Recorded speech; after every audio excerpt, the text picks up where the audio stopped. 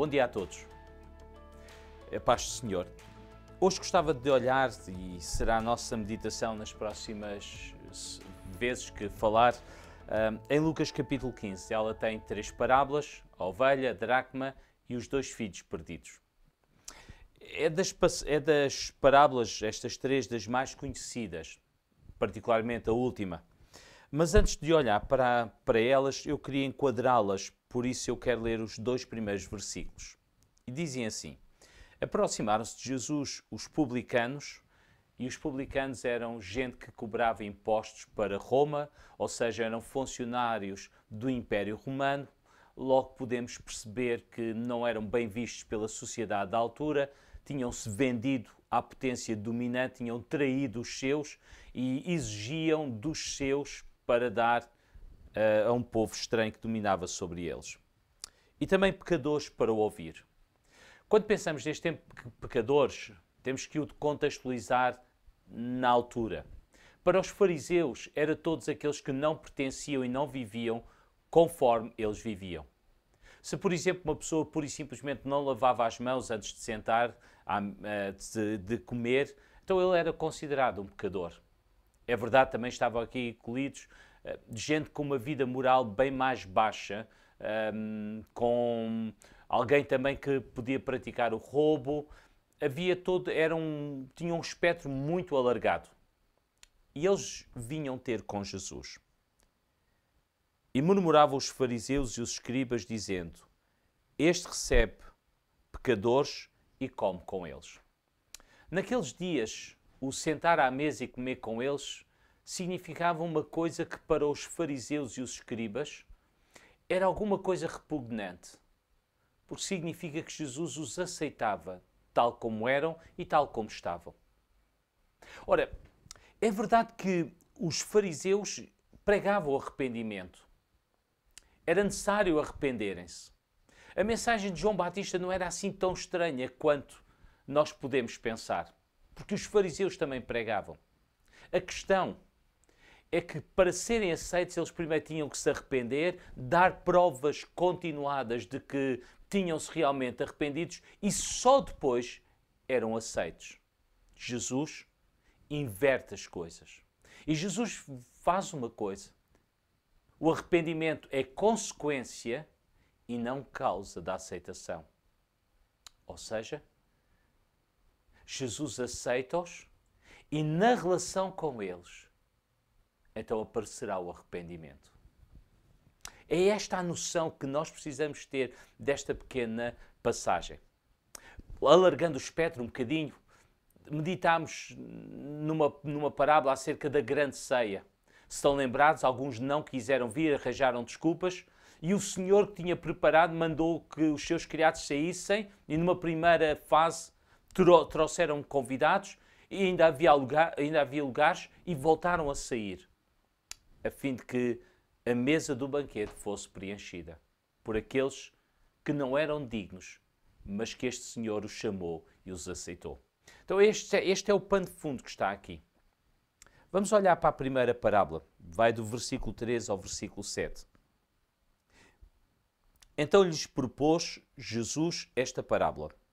Qual dentre vós é o homem que, possuindo 100 ovelhas e perdendo uma delas, não deixa no deserto as 99 e vai em busca da que se perdeu até encontrá-la? Achando-a, põe-na sobre os ombros, cheio de júbilo, e indo para casa reúne os amigos e vizinhos, dizendo-lhes: alegrai-vos comigo, porque já achei a minha ovelha perdida. Digo-vos que assim haverá maior júbilo no céu por um pecador que se arrepende, do que por 99 justos que não necessitam de arrependimento. Okay. Temos pelo menos uma noção básica desta parábola. O que é importante salientar aqui? Uma ovelha foi perdida, alegria. É interessante porque no original rimam. E também são elas que terminam a passagem. É como que o clímax. O que é importante aqui? O pastor sai em busca dela, mas ao encontrar o trabalho não está todo feito. É preciso restaurá-la. E isso significa um preço. Porque, como lemos, significa que o pastor tinha que colocá-la sobre os seus ombros, trazê-la de regresso. Ora, um animal como uma ovelha não é assim tão leve. Também sei que naqueles dias a capacidade física dos homens era bastante mais desenvolvida porque o seu trabalho era essencialmente físico. Ainda assim, carregar um animal de meio porte era bastante duro. Agora, porquê é que este pastor faz tudo isto? A razão é a alegria. É verdade que a restauração tem sempre um preço, mas ela é compensada pela alegria. E há sempre esta dualidade nesta passagem. Ele encontra e fica cheio de júbilo, por isso põe aos seus ombros. Quando chega, convida os seus amigos para se alegrarem com ele, porque tinha encontrado a ovelha. Então está aqui. É verdade que há um preço a ser pago pelo pastor, mas a alegria que lhe traz compensa todo o esforço. E Jesus termina esta parábola dizendo: digo-vos que assim haverá maior júbilo no céu por um pecador que se arrepende do que por 99 justos que não necessitam de arrependimento. Vamos concluir. Quando olhamos para a cruz, a Escritura vai-nos ensinar que, pelo gozo que lhe estava proposto, ele suportou a afronta da cruz.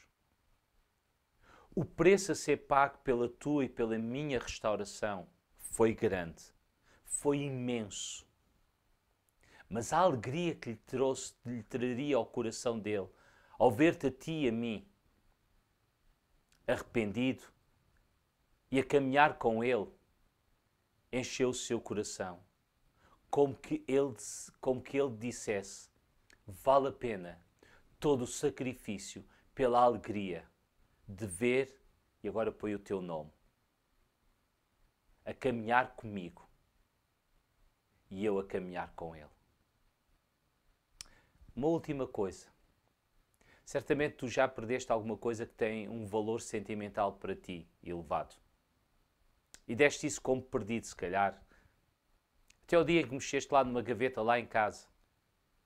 E não sabes como, porque passaste tantas vezes naquela gaveta, nunca viste, mas naquele dia descobriste, tropeçaste naquilo que tu achavas para sempre perdido. A alegria que isso trouxe foi maior do que quando a recebeste pela primeira vez. É esta alegria que esta parábola fala. Por outras palavras,